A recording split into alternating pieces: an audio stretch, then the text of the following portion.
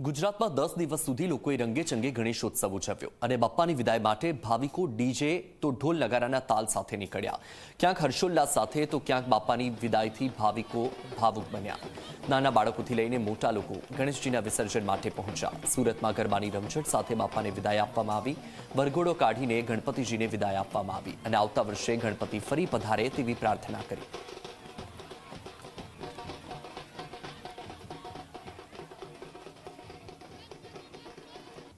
तो आज बाप्पानी विदायनो प्रसंग है और तमाम जो भावी भक्तों है रंगे चंगे जोड़ाया है। अलग अलग शहरों की अपनी साथे संवाददाता जोड़ाई गया है। अमदावाद अर्पण तो दिव्येश पण राजकोट थी जोड़ाया है, साथ वडोदरा थी रवि पण है। पहला अमदावादनो माहौल जोई लईए। अर्पण 10 दिवस रंगे चंगे बाप्पानी पूजा अर्चना करी अने हवे आज बाप्पानो विदायनो समय है, केवो माहौल है अमदावाद में?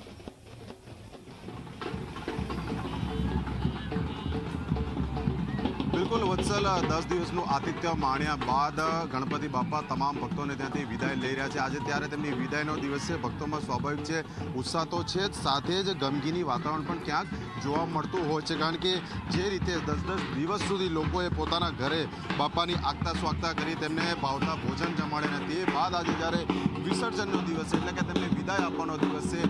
અમદાવાદ શહેરમાં મ્યુનિસિપલ કોર્પોરેશન દ્વારા 51 જેટલા નાના મોટા કૃત્રિમ કુંડ બનાવવામાં આવે છે કે જ્યાં જુદા જુદા વિસ્તારના લોકો આવી અને બાપાને વિદાય આપી શકે છે, વિસર્જન કરી શકે છે। તે જ પૈકીનું એક અતિ વિશાળ કુંડ સાબરમતી રિવરફ્રન્ટ ખાતે પશ્ચિમ છેડે આવેલો છે। આપ જોઈ શકો છો વિશાળ કુંડ બનાવવામાં આવે છે કે જ્યાં સ્ટાફ પણ તરવૈયાઓ પણ તૈયાર રાખવામાં આવે છે। નાની જે પ્રતિમાઓ છે બાપાની તેને અહીંયા તરાપા ઉપર લઈ જઈ અને કુંડની વચ્ચે વિસર્જિત કરવામાં આવે છે। તો બીજી તરફ જો અતિ વિશાળ પ્રતિમા હોય તો તેના માટે વિશેષ ક્રેનની પણ તૈયારી રાખવામાં આવી છે, તે પણ સ્ટેન્ડ બાય રાખવામાં આવી છે। કોઈ અઘટિત ઘટના ન બને, દુર્ઘટના ન બને તેના માટે ફાયર બ્રિગેડનો સ્ટાફ છે અને પોલીસના જવાનો પણ સતત અહીંયા ખડે પગે છે। એટલે ચારે તરફ આપ જોઈ શકો છો સમી સાંજ થઈ ચૂકી છે અને તમામ દિશાઓમાંથી વિવિધ ભક્તો છે બાપાની નાની મોટી પ્રતિમાઓ છે તે લઈને વાસ્તે ગાસ્તે આવી રહ્યા છે। ગણપતિ બાપા મોરિયા, અગલે બરસ તો ચલિયા ના નારા સાથે ઢોલ નગારા પણ વાગી રહ્યા છે અને કોર્પોરેશન દ્વારા જે વ્યવસ્થા કરવામાં આવી છે તે અંતર્ગત અહીંયા જે શ્રમિકો છે તે બાપાની મૂર્તિને તબક્કાવાર કુંડમાં લઈ જાય છે અને તે બાદ વિસર્જન કરી રહ્યા છે। એટલે ફક્ત આ એક સ્થળ પર નહીં, શહેરમાં 51 જેટલા એએમસી દ્વારા બનાવેલા કુંડ, આ ઉપરાંત વિવિધ જે એનજીઓ હોય અથવા તો ખાનગી સોસાયટીઓમાં પણ જે માટીની મૂર્તિઓ છે તેને પણ અલગ અલગ રીતે વિસર્જિત કરવામાં આવી રહી છે। એટલે વત્સલ આજનો દિવસ છે તમામ ભાવિક ભક્તો માટે ખૂબ જ અનેરો દિવસ છે અને બાપાને વિદાય આપવાનો દિવસ છે। बिल्कुल बिल्कुल अर्पण जोड़ायेला रहेजो। दिव्येश, राजकोटने आम पण रंगीलू कहेवाय छे। आज बाप्पानी विदाय वेळाए राजकोटमांथी केवा रंगो जोवा मळी रह्या छे?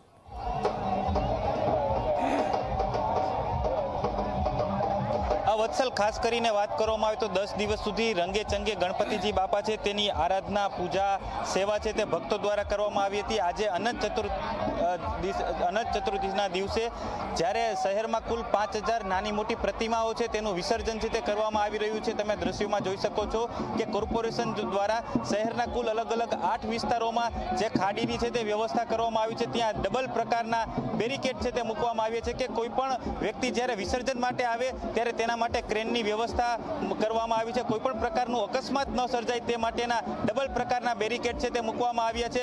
1500 जेटला पोलीस जवानो छे तेने खड़े पगे राखवामां आव्या छे। फायर विभागनी टीम छे ते पण અહીં જે લાઈફ જેકેટ છે, બોટ છે અને તેના તરવૈયાઓ છે તેના સાથે અહીં તેને સ્ટેન્ડ બાય રાખવામાં આવી છે કે કોઈ પણ પ્રકારનો અનિચ્છનીય બનાવ ન બને। ત્યારે મારી સાથે ભક્તો છે જે ગણપતિ બાપાને વિદાય દેવા માટે આવ્યા છે। આપણે તેના પૂછી શું કહેશો, આજે ગણપતિ બાપાને વિદાય આપી રહ્યા છો, શું કહેશો?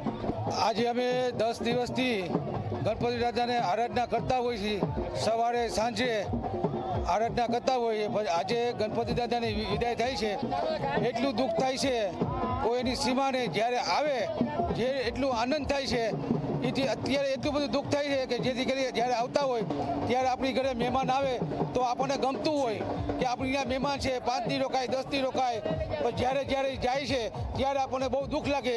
એવો જ દુઃખ આજે ગણપતિ દાદા આપણી વચ્ચેથી વિદાય લે છે અને એટલું બધું દુઃખ લાગે છે કે રાતે ઘરે જમવાનું નહીં ભાવે, ગમશે નહીં, ઘર ખાલી ખાલી રાખશે અને ક્યાંય ગમશે નહીં। અને બીજું તો હું અભિનંદન તો એ એમને આપીશ આ તંત્રને રાજકોટ તંત્રને અભિનંદન આપું કે બહુ સુંદર આયોજન જી. છે, વ્યવસ્થા છે. દિવેશ. કોઈ જાતનું નાના મોટા છોકરા આવે તો કોઈ જાતનું જોખમ નથી અને વ્યવસ્થા બિલકુલ દિવ્યેશ, આપ જોડાયેલા રહેજો. રવિ, વિદાયની ઘડી હંમેશા કપરી હોય છે, હંમેશા આકરી જ લાગે છે. વડોદરામાંથી કેવા દ્રશ્યો જોવા મળી રહ્યા છે?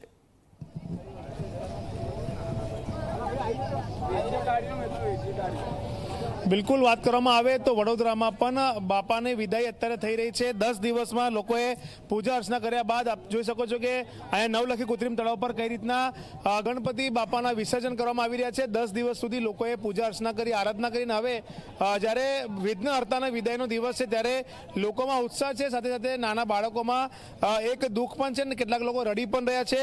અત્યારે થોડાક સમય પહેલા જ એક બાળક રડતું હતું. આપ જોઈ શકો છો એક મંડળ આવ્યું છે, એક યુવક મંડળ છે કે જેના ઉત્સાહ જોઈ શકો છો કે ગણપતિ બાપ્પા મોરિયાના જયઘોષ સાથે આ તમામ લોકો જે છે તે વિસર્જન કરવા માટે આવ્યા છે. આપણે વાત કરીશું શેરી યુવક મંડળ ગડારી પોર દેસાઈશેરી આ છેલ્લા કેટલાક વર્ષોથી ગણપતિ બેસાડીએ છીએ અને આવી રીતે હર્ષોલ્લાસથી અમે એમને અહીંયા લાવીએ છીએ અને આવી રીતે એમની પૂજા અર્ચના કરીએ છીએ અમે લોકો એમની. શું કહેશો? 10 દિવસ સુધી પૂજા અર્ચના કરી, આજે વિદાયનો દિવસ છે, ઉત્સાહ તો છે પણ દુઃખ પણ હશે. દુઃખ ચોક્કસ હશે. એક લાગણીનો સંબંધ બંધાઈ જાય છે. 10 દિવસ આપણે છે 10 એટલે અમારી બરોડામાં તો લગભગ 1 મહિના અગાઉથી તૈયારીઓ ચાલતી હોય છે. એટલે વિદાય કરવું ખરેખર અમારી માટે બહુ કપરો સમય હોય છે, પણ તે છતાંય ટાઈમ થાય એટલે આપણે ભગવાનને વિદાય તો કરવા જ પડે છે. બેન, શું કહેશો? તમે અહીંયા આવ્યા છો તમારા મંડળ સાથે, વિદાય કરવાની છે આજે. કેટલાક લોકો અત્યારે મેં જોયું નાના બાળકો રડતા હતા. તમારા મનમાં ક્યાંક ને ક્યાંક દુઃખ હશે? દુઃખ તો હશે જ, કેમ કે 10 દિવસ આટલી પૂજા કરવાની અને પછી બાપ્પાને વિદાય આપવાની એ બહુ જ અઘરું લાગે. પણ બાપ્પા જ્યારે આવે છે તો એક વસ્તુ શીખવાડીને જાય છે કે જેનું સર્જન છે એનું વિસર્જન પાક્કું છે. એટલે એ ઘમંડ આપણે બી ન રાખવો જોઈએ. તો ગણપતિ બાપ્પા જેનું સર્જન છે તેનું વિસર્જન પણ નક્કી છે ને એ ઘમંડ આપણે ન રાખવું જોઈએ. ખૂબ સારી વાત બેને કરી છે અને જે રીતના વાત કરવામાં આવે આપ જોઈ શકો છો કે કઈ રીતના આ તમામ કૃત્રિમ તળાવ પર મોટા મોટા જે ગણપતિ છે તેને આવવાની શરૂઆત થઈ ચૂકી છે. મંડળોના ગણપતિની આવવાની શરૂઆત થઈ ચૂકી છે. સવારથી સાંજ સુધી જે લોકોએ ઘરમાં ગણેશજીની સ્થાપના કરી હતી તેમને વિસર્જન માટે આવ્યા અને હવે જે મોટા મોટા મંડળ છે પ્રતાપ મડકાની પોળના જે ગણપતિ છે તે તમે જોઈ રહ્યા છો કે ખૂબ ઊંચાઈ તેની હાઈટ વધારે છે અને તેને હવે વિસર્જન કરવામાં આવનાર છે. તમામ જે ગણપતિ છે તે આજે આખી રાત દરમિયાન આ જ રીતે શહેરના અલગ અલગ જુદા જુદા 9 કૃત્રિમ તળાવો બનાવવામાં આવ્યા છે. ત્યાં વિસર્જન કરવામાં આવશે અને લોકો ભારે હૃદય સાથે, દુઃખ સાથે, ઉત્સાહ સાથે ગણપતિ દાદાનું વિસર્જન અહીંયા કરી રહ્યા છે. જી, આપ સૌનો માહિતી સાથે જોડા